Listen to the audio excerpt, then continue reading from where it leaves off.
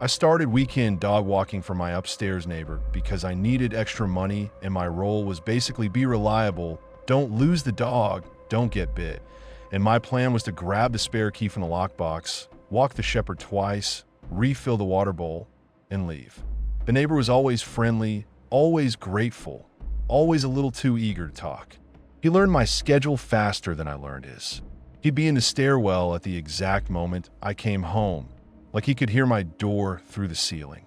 He'd ask what time I'd be around, then ask again later like he forgot, then laugh like it was nothing. He remembered small details I never meant to hand out, like when I switched shifts, when my roommate went out of town, which nights my place was quiet. I told myself he was just lonely and weird in that harmless way some people are when they live alone too long. At first I liked the gig because it was easy money and the dog was big, but mostly gentle. Still, little things kept rubbing me wrong. He always wanted me to confirm the time I'd arrive. He'd text again if I didn't respond fast. He'd say it like a joke, but it didn't feel like a joke. One time he accidentally used my name in a message meant for someone else, then followed it with a winky face, like we were closer than we were. I stopped replying unless it was about the dog. That made him even more eager in person, like he had to make up for it face to face. That Saturday, it was cold enough my fingers hurt. The back entrance had a draft that stank like damp concrete. The lockbox hung on the railing like always, cheap metal with the dial scuffed from constant use. I punched the code, popped it open, and the key sat there like it wanted to be seen. I remember thinking, why doesn't this guy just give me a copy like a normal person? Then I told myself not to be dramatic and took it anyway. The Halta's unit was quiet, too quiet for a weekend. The carpet was worn down in a dark path. Somebody's cooking smell leaked under a door farther down, but it didn't make the place feel alive. His doormat was wrinkled in the same corner like always. I slid the key in, turned it, and pushed. The door moved a few inches and stopped dead. Not the deadbolt, a chain. The door chain was on from the inside when I unlocked the door. I just stood there with my hand on the knob, staring at the gap like it might explain itself. Chain means someone's home. Chain means someone doesn't want the door opening all the way. I leaned in and listened. No footsteps. No TV. No dog nails skittering to greet me. Nothing. My first instinct was to back out and text him that I couldn't get in. My second instinct was that stupid one where you don't want to look like you're overreacting. I told myself it must have snagged. Like maybe he swung the door shut and the chain caught on the latch by accident. Except it didn't feel accidental. It felt tight. I shoved my fingers into the gap and fought with it. The metal scraped my knuckles. I had to pull the door toward me, then slide the chain along the track, then lift it off. It finally popped loose with a little snap and the door swung wider. The air that rolled out didn't smell like a normal apartment.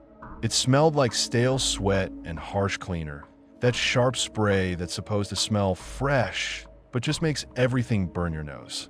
Like someone tried to erase something and only made it louder. My stomach did a slow drop.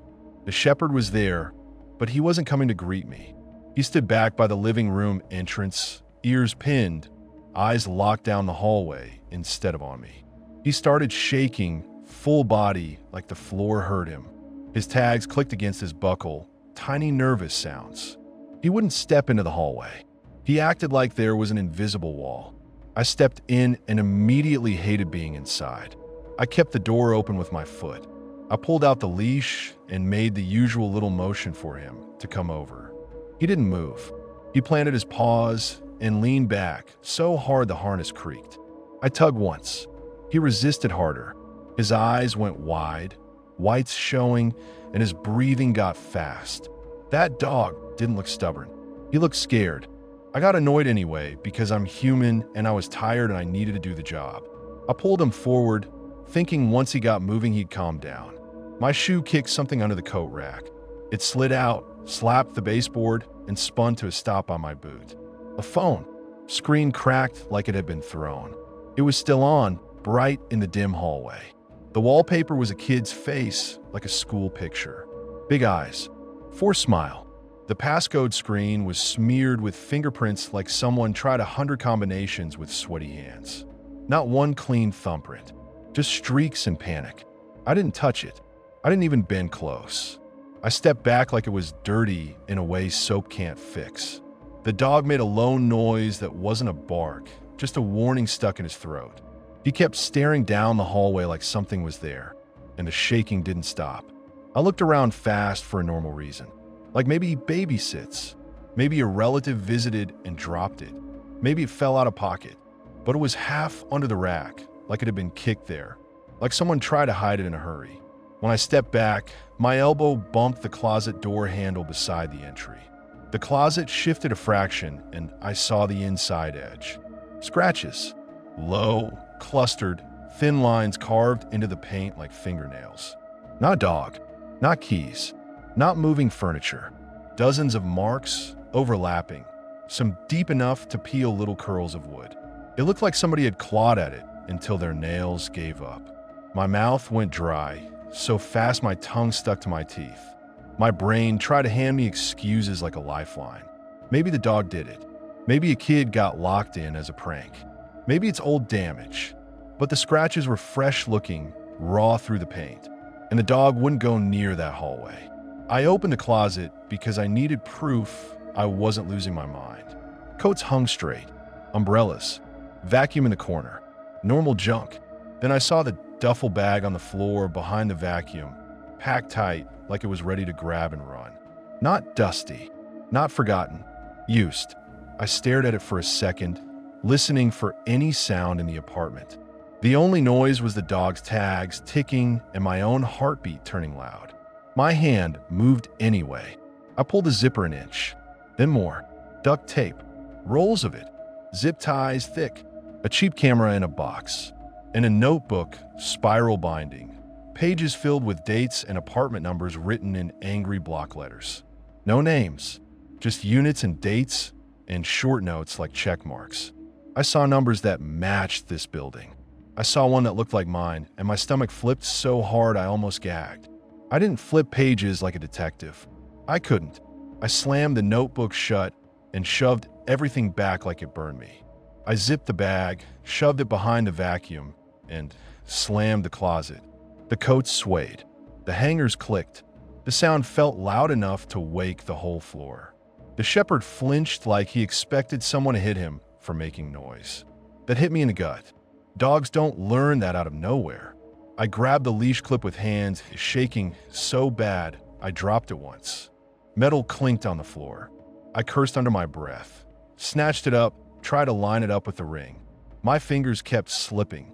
I finally got it to click and started pulling the dog toward the door. He came fast, like he'd been waiting for permission to run.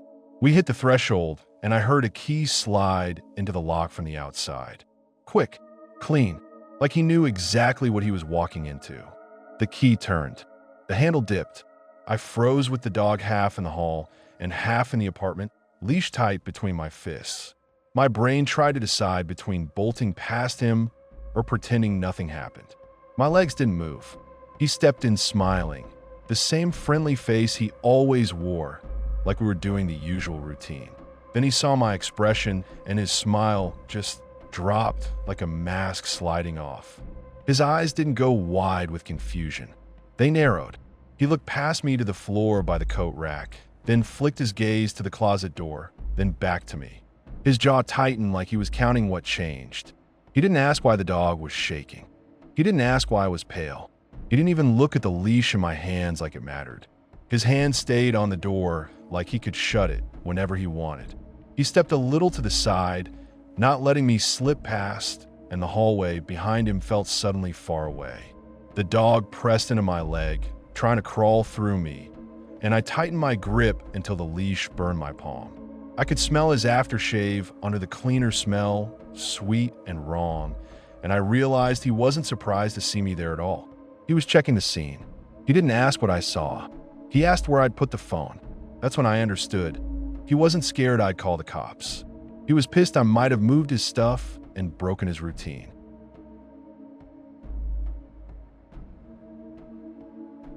I moderated a small live stream chat for a local DJ because it paid a little and felt easy, and my plan was to stay anonymous, ban spammers, collect my weekly payout, and keep my real life separate. I never used my full name. I never showed my face. I thought that meant I was safe. It was a tiny channel, one guy mixing in his apartment, a handful of regulars, and me cleaning up the mess. I sat at my kitchen table, laptop open, cheap headset on, finger hovering over the band button like it was a job skill. I didn't flirt with chat, didn't overshare, didn't post photos. I kept my handle sterile. I figured if I didn't feed anyone anything personal, nobody could bite. That night the stream was the usual grind. Bots selling crypto, a drunk dude calling the DJ trash, someone spamming porn links. I timed out, deleted band, moved on. The DJ was in his own world, nodding to the beat, acting like the chat couldn't touch him. I liked it that way. Invisible. Then a brand new account joined. No avatar, random letters, numbers. First message, my address. Not, I know where you live. The exact street number, street name, apartment letter, zip. Clean, like it came from form. My chest went tight. I deleted it fast, banned the account, checked the ban list twice because my hand shook and I didn't trust myself. The platform doesn't keep mod deleted messages visible, so it vanished like it never happened. I took a screenshot of the empty chat anyway, like that would prove I wasn't losing my mind. My phone rang right after. Blocked number. I stared at the screen until it stopped. Then it rang again. I answered because my brain did that dumb thing where it thinks information will make you safer. Nothing at first, just breathing, close and wet, like the mic was inside someone's mouth. No words, no music, no traffic. Just a person on the other end taking their time. Then a click in dead air. I checked the windows, shoved the blinds aside, scanned the parking lot. I half expected to see someone looking up at my unit, waving. I saw nothing. I got up and checked the door locks. Deadbolt, chain, peephole, empty hallway. I paced back to the laptop, and the chat was still rolling like nothing happened. Emojis, fire set, donations. It pissed me off, like the world refused to acknowledge what just hit me. I kept thinking about the address and the chat. Not just my building, my unit. That means either somebody dug or somebody already knew. My mom called a few minutes later. She never calls late unless it's serious. Her voice sounded wrecked. She said someone phoned her at 2 a.m. using my voice, crying, begging her to send money, saying I'd been robbed, saying not to call police, just send it now. She kept repeating, it sounded like you, like that was the part she couldn't swallow. I told her it wasn't me. I said it sharp, almost mean, because fear turns you ugly. She said she almost woke my stepdad to wire money, and that made my stomach twist because I could picture the fight it would have started. I made her promise she wouldn't pick up unknown numbers for a while. I made her write down a stupid code, word only we would use if I ever called in trouble. I hated myself for turning my mom into someone who needs a code word. I shut the stream down. I messaged the DJ one line and bailed. He spammed me with questions and LOL what happened, and I couldn't stand it. I didn't want my own address in someone else's DMs. I blocked him for the night. I changed passwords like a lunatic. Email, platform, bank app, everything. I wiped old socials, deleted old accounts, turned on two-factor, did all the good internet hygiene crap people preach. I reported the docs to the platform and got an auto reply about community standards and a ticket number. No human, no urgency, just a form. I didn't sleep. I sat on the couch with a kitchen knife on the cushion next to me, feeling ridiculous and still doing it. Every elevator ding made my body jump. Every set of keys in the hall made me hold my breath. I kept thinking, if they can spoof my voice, what else can they fake? What they call my job? What if they call the cops again? What if they just knock and I open because I'm tired? The next day a package showed up. No return label, no company branding, just my username written in thick black marker across the top like a name tag. It sat on my doormat like it belonged there. I carried it inside with 2 fingers. I didn't open it right away. I stood over it, listening for footsteps outside my door, thinking about how easy it is to drop something in an apartment. You don't need a key. You just need a hallway. I went to the lobby to check the cameras, and the monitor was frozen on an old timestamp. I pounded on the superintendent's door until he yelled through it that he was busy. That's when I realized I was on my own. I cut the box open and found a cheap flash drive and a single latex glove. Used, turned inside out like someone peeled it off fast and wanted me to picture the hand that wore it. The glove smelled faintly sour, like sweat trapped in rubber. My stomach flipped. I didn't plug the drive in. Curiosity is how you lose. I grabbed a hammer and smashed the drive on the tile until it cracked and bent and looked like garbage. I kept hitting it anyway, like I could beat the idea out of my apartment. I called my internet provider to change my IP. The guy treated it like a billing question. He told me to reset the modem and wait. I did it. I watched the lights blink back on. It felt like changing the locks on a house that's already been copied. 2 hours later, cops pounded my door like they were trying to kick it in with sound. When I opened, they rushed me, hands on their weapons, shouting my legal name like they'd known it forever. My neighbor's doors cracked open. Phones came out. Somebody started filming from the stairwell. They said a threat had been called in from my IP address, specific enough to get them moving fast. They treated me like I'd set the fire myself and was pretending to smell smoke. They asked where my computer was, what devices I had, if anyone else lived here, if I'd been online arguing with people. I answered and hated how small my voice sounded. I hated that I had to sound calm to be believed. They made me unlock my phone and scroll my recent calls while they stood over me. They checked my router, looked at my laptop like it was a weapon. I swallowed every angry thing I want to say because anger turns into non-compliance real quick. After a while, they couldn't find what they came for. They gave me a card and told me to call if anything else happened. Then they left, and the hallway filled with whispering like I was the entertainment for the night. I stood at my peephole after they left, watching shadows slide past, waiting for the knock to come back.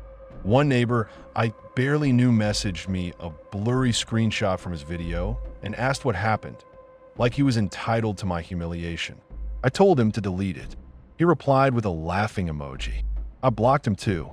Then I bagged the glove and the smashed drive pieces and carried them down to the dumpster behind the building because keeping them felt like keeping a leash. The whole walk, I expected a door to open, a hand to grab my shoulder, a voice to say my name. Nothing happened, but my skin stayed crawling anyway. I came back upstairs and checked the mat and the lock again, like repetition could turn fear into safety. I called my mom back and told her cops had been here. She got quiet, then angry, and I could hear her try not to blame me for having an online job in the first place. When it finally went quiet, I went straight to my router settings. The admin password was different. Not my new one, not the default. Someone had changed it. I flipped the router over and found the reset pinhole jammed with a tiny bit of plastic, like somebody had deliberately wedged it in. I dug it out with a paperclip and still couldn't factory reset. My hands were sweating. My brain was racing. It felt like someone was standing behind me, watching me fail. The Wi-Fi name was slightly altered too, like a signature, like they'd been inside my network and wanted me to notice. I unplugged the router anyway and sat there with no internet, no music, nothing, just the building's noises and my own breathing.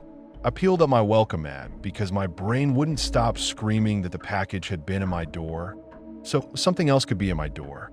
Under the mat, taped flat to the tile, was a sticky note that said, "Don't break my toys." I stared at that note until my eyes watered. It wasn't a hacker in another country flexing on a screen. It wasn't some ghost in the wires. Somebody had knelt on my hallway floor, right outside my door, and left a message like they owned me. That wasn't some shadowy hacker across the world. That was somebody close enough to kneel at my door.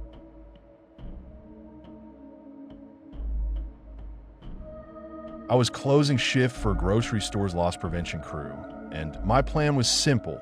Clock out 11:10, walk the back lot with my flashlight, cut through the employee gate, drive home, crash. I'd done it 100 times. I liked the quiet because it felt earned. It was one of those weeknights where nothing big happens, but everybody's still pissed off. We'd had a guy shove a cart of steak into the restroom earlier, and the front-end manager wanted me to keep it low-key because corporate hates reports. I told her low-key is how people get hurt. She said I was being dramatic. I said she could wear the jacket next time. That was the mood when I clocked out. My partner had already bailed. He texted some excuse about his kid throwing up. Maybe true, maybe not. Either way, it left me alone, one set of eyes, one radio that cuts out behind the dock, and a flashlight that's more confidence than weapon. I did my usual last look through the monitor wall first. Parking lot cams, dock cam, the liquor case cam, the self-checkouts frozen on empty lanes. Nothing. And I stepped out the employee door and the cold hit my teeth. The backlot always smells like wet cardboard and old fryer oil. The lights out there throw that orange haze that makes every shadow look like somebody crouching. I kept the beam low and walked the path I always walked. Fence line, gate, dumpsters, dock, then across to my car. I could feel the store behind me humming like a refrigerator, all that power and nobody in it. That night, I saw a sedan idling 2 rows over with its lights off. I didn't care until it rolled when I rolled. I stopped. It stopped. I turned down the aisle by the dumpsters. It crawled behind me like it didn't want to spook me, like I was a damn deer. At first I told myself it was someone waiting for an employee to get off shift. People do that. Then the sedan stayed in the dark and kept its headlights dead even when it moved. Nobody does that unless they're hiding or they're stupid. The car didn't sound stupid. It moved slow, smooth, like the driver knew exactly how to creep without crunching gravel. I looked back over my shoulder once and couldn't even make out a plate, just the shape of a hood and the faint glow of a dashboard. I clicked my radio. Static. I tried again and got the tiniest chirp from inside the building, like the thing was laughing at me. My phone had service, but calling for help felt like stepping off a cliff. I didn't want to be the guy who panics over a car in a parking lot. I didn't want to give the manager another reason to call me dramatic. So I kept moving faster and pretended I wasn't listening for every little sound. I changed it up, cut left and right fast. My boots scraped gravel. The car's tires whispered back. I ducked between parked delivery vans and watched. The sedan coasted past, slow, then reversed. That reversal did it. It wasn't lost. It wasn't passing through. It was tracking. The sedan backed up like it had all night, like it had done this before. I pressed my shoulder into the cold metal of the van and killed my flashlight so I didn't paint myself on the side panel. My breath came out loud in my ears. I could feel my heart bouncing against my ribs like a fist inside a box. The sedan stopped at the end of the aisle. The driver's door opened without a slam. A guy stepped out like he didn't care if I saw him. He wasn't drunk. He wasn't rushing. He didn't do that nervous look around that people do when they know they're doing something wrong. He lifted a phone up at chest height, lens pointed straight down the lane like he was filming a wildlife clip. A guy got out and held the phone up at chest height, recording. He didn't yell. He didn't run. He just walked, steady, like he already knew where I'd pop out. I swung my flashlight on him, hard like a cop. The beam hit his face, and he didn't flinch. The phone screen lit him from below and made his eyes look wrong. He smiled, not wide, just enough to show he was enjoying this. He kept walking. The phone stayed up. That's when I realized he wasn't filming the parking lot.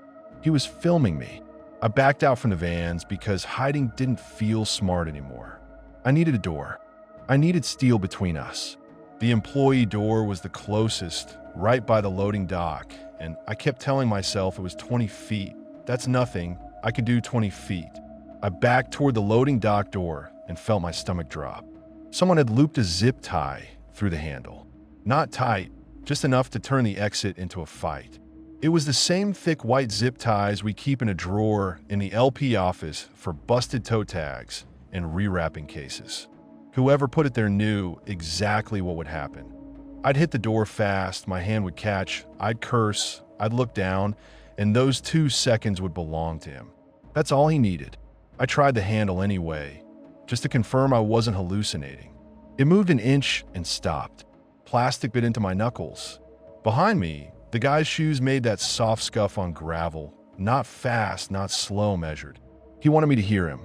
He wanted me to count the steps. I heard his shoes close in, and I snapped. I smashed the zip tie with my key, slammed inside, and jammed the deadbolt. The tie didn't pop clean.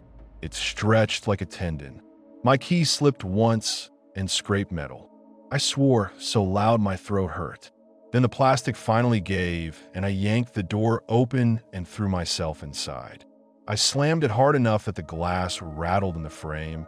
Then I spun the deadbolt and shoved the second latch down with shaking fingers. The hallway smelled like mop water and disinfectant. The store was half lit, those after-hours lights that make everything look dead. I ran to the service desk because there's a mirror mounted high up that catches the employee door, and because the nearest phone is there if my cell decided to die at the worst time. My boot squeaked. The sound felt huge. I caught my reflection in the mirror first. White face, eyes too big, jacket crooked. Then the mirror showed the glass on the employee door and him behind it. He stood just outside the little window, close enough that his breath fogged a corner. He held the phone up and tapped the screen like he was marking a moment. He smiled like I'd done what he wanted. In the mirror by the service desk, I saw him through the glass, smiling, tapping his phone screen like he'd completed a task. I called 911. I kept it short because my voice kept cracking and I hated that. I told the dispatcher a guy followed me, blocked the exit with a zip tie, and he was still outside filming. She asked if he'd threatened me. I said no, because he hadn't, not with words. She asked if he had a weapon. I said I didn't see one.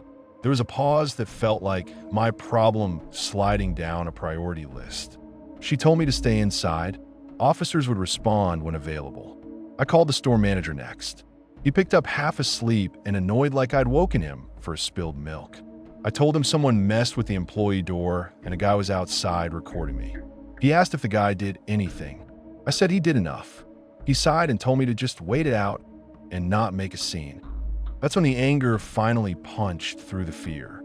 I didn't have time to argue, so I hung up on him. I went back to the camera station in the LP office and pulled the dock cam. The view had glare from the overhead lamp and a dead zone right where the employee door sits. Of course it did. The sedan was barely in frame, just a dark shape. The guy stood in the shadow and looked right at the camera like he knew it was useless. Then he walked to the sedan, calm, and got in. A cruiser finally rolled through the lot. Maybe 15 minutes later, slow lights, lazy sweep. The sedan moved the second it saw it, eased out like it belonged there, and didn't turn on headlights until it hit the street. The cop knocked on the employee door like this was a noise complaint. I let him in, showed him the zip tie marks, tried to explain the way the guy moved, the way he filmed. The cop gave me that look people give when they're deciding if you're wasting their time. He walked outside, shined his light around, came back in, and told me to file a report with management and maybe park closer to the front next time. Like I hadn't been doing this job, because parking lots are where bad shit starts. Like zip tying an emergency exit isn't a problem unless blood happens. After the cruiser left, the lot went quiet again, but it didn't feel safe quiet. It felt staged. I waited inside longer than I should have because I didn't trust the dark anymore. I kept checking the mirror, checking the camera feed, checking my phone like it might explain what just happened. When I finally forced myself to walk out to my car, I kept the flashlight beam moving nonstop, sweeping under bumpers between rows over the fence line. My hand still shook. My mouth tasted like metal. When I got to my car later, there was a receipt tucked under my wiper, my name printed on it, bold for my employee discount.